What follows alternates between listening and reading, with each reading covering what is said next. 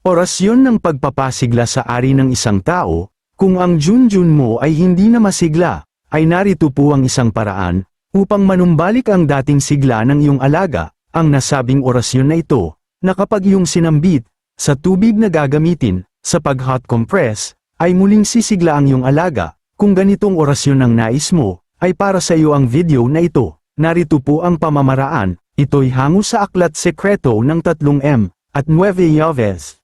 Nagpapasigla sa ari ng isang tao, ibubulong po lamang ninyo, ang orasyon na ito sa tubig, na gagamitin sa pag-hot compress sa iyong ari, at maaari din po ninyo itong gamitin, ang orasyon na ito, kung ang katawan po ninyo ay nanghihina, ibulong po lamang ninyo sa tubig, na inyong iinumin. Narito po ang orasyon. Narito po ang orasyon. Exevate, TVEC, Dersiolise. Kung nais mo ng mga ganitong aklat, gaya ng mga picture o PDF file, ganito po ang iyong gagawin. Mag-subscribe ka lang po, at mada-download mo na po ang mga aklat. God bless!